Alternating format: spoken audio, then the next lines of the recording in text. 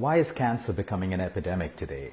If you look around, we have more fancy hospitals, we have doctors, we have nutritionists, we have gyms, we have superfoods, we have supplements, we have everything possible, but yet when you look at the statistics of sickness, we see that cancer is becoming more and more, not just in India, across the world, but right now, India is one of the leading countries when it comes to cancer. And something has to change, because the very fact is, if we have so much for healthcare, why are people getting cancer and why are people getting sicker and sicker? So it's so easy for us to believe, because of what the media makes us believe, that there's pollution in the air. No doubt there is. Then milk is contaminated, chicken is contaminated, fruits and vegetables are contaminated. All of that stuff. Water is unhygienic. People who are fat, people who are obese, it's bad for their health. They have chances of getting diabetes. And we keep running from pillar to post, reacting to the disease. And today, what we've done is we've pulled up data of over hundreds and hundreds of cancer patients over the last 1 year. And we've looked for a commonality in the lifestyles of these people before they got cancer. It's very important that we invest in prevention today, because once we get the disease, many people heal. But what if we didn't get the disease? What if it was possible to prevent the disease? But you see, there is no research and there is no funding to fund research that goes into prevention, because there's no money to be made in prevention. There are no profits to be made in prevention at all. Like they say, there's no money in being healthy and there's no money in being dead. All the money is in being chronically ill. And if you actually look at that today, all the money is in being chronically ill. And how many times you need to see your nutritionist or your doctors, or be admitted to hospitals, or undergo all these new screening processes that are so good at telling you what's wrong in your body, but there's no one telling you how to overcome everything besides just treating the symptom. So when we pulled up this data, it's unbelievable. And we have data from across the world, because we don't just handle cancer patients across India. We look at people in Europe, from villages in Mexico to Russia to the United States, you name it, and we have patients from all of these places, including down under in Australia, Thailand, Vietnam, and Taiwan and Japan as well. But the beauty is, when we pulled out this data, we would think, at least I would think a couple of years ago, that we would see cancer in patients who are obese. We would see cancer in patients who have exposure to chemicals and who have poor lifestyles, who are drinking and smoking all the time, and all of that stuff. But you'll be very, very surprised at the commonalities that we have picked up when we look at the data of cancer. Today I have 5 commonalities, and it will all make sense to you when you understand it. Today we're just going to discuss the commonalities, and then we're going to break it down over the next couple of videos. Because if we can perfect ourselves at closing the gap in these commonalities, believe me, we have a chance to prevent cancer, and we have a chance to even heal cancer. Now, the beauty of this is it requires lifestyle changes. Now, don't get me wrong, there are cancers which are genetic in nature. There are cancers which are caused beyond our control. There are cancers in small populations where we don't know why it happened. That's a very small population. But the larger population, which is caused by lifestyle, and most doctors, because we don't diagnose beyond the symptom, so we never get into the lifestyle of people who have cancer to find out what the root cause is, what the trigger was. So then we either say, oh, it was bad luck, or it just happened, or yep, it's poor lifestyle. But when you're looking at treating a multifactorial complicated disease, you want to have all the data for a right diagnosis to be made to help the client holistically. Number one, the commonality that we've seen in people who have cancer or who develop cancer, at some point in their life, or at the current point in their life, they have chronic constipation. We have to understand that constipation is a serious disease. It is not an issue, it is a disease. When you have chronic constipation, what are you doing? You're storing toxic waste in your system, which is not meant to be in your system.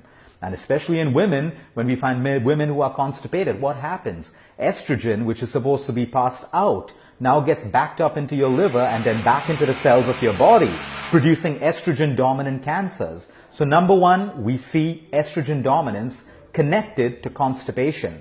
It's common sense. You don't need to be a scientist, a nutritionist, or a doctor to know this. It goes back to school. If we keep toxic waste in our system, we have the ability to start off a mutation of cells.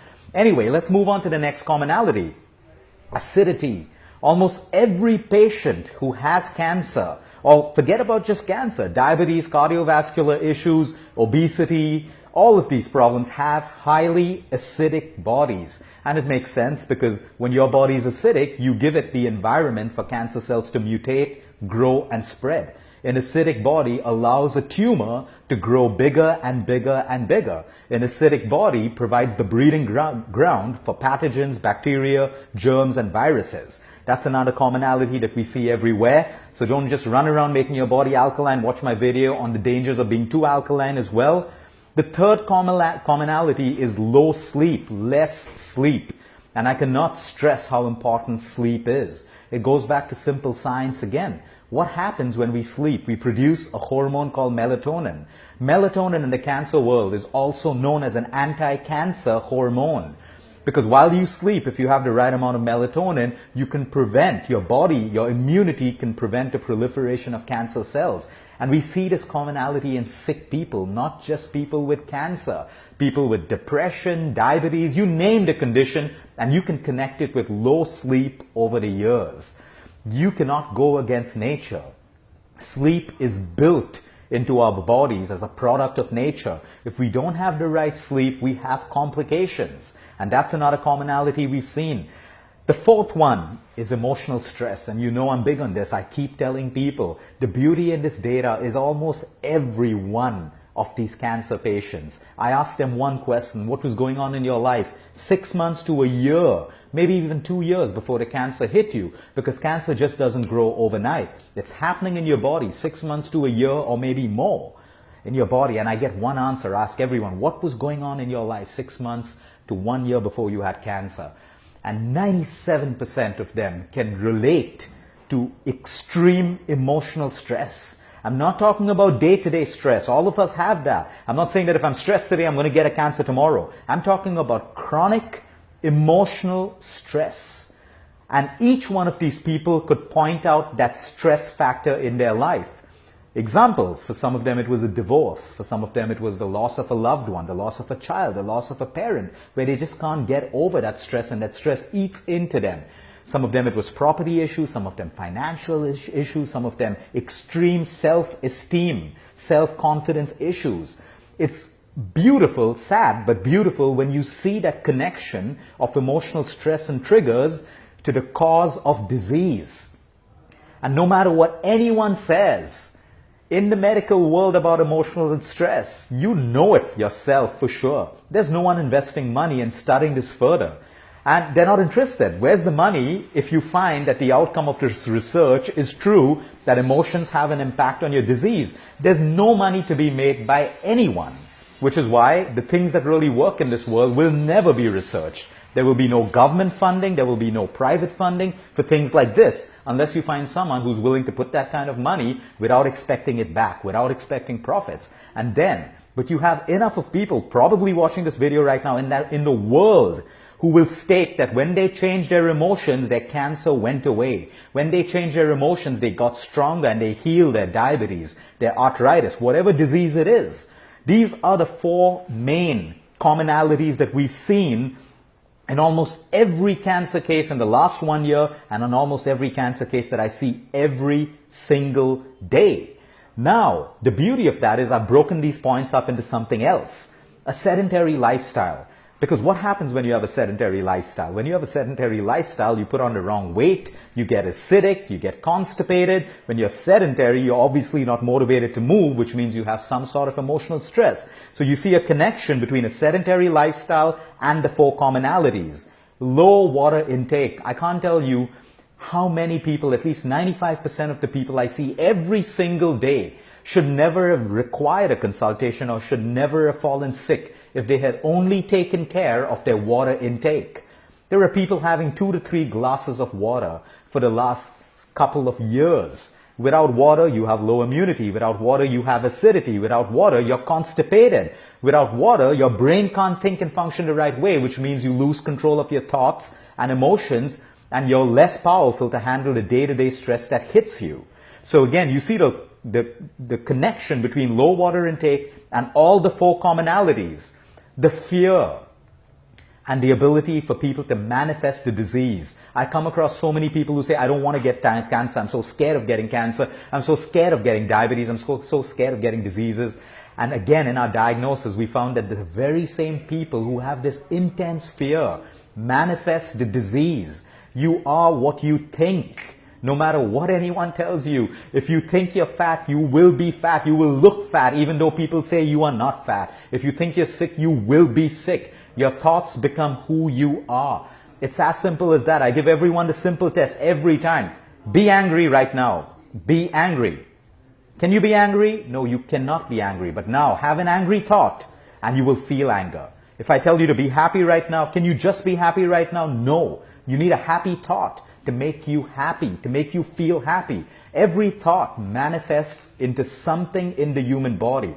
And it's true. Again, the diagnosis of so many patients, we see anger over the years. We see irritability. We see resentment. We see unforgiveness. We see jealousy.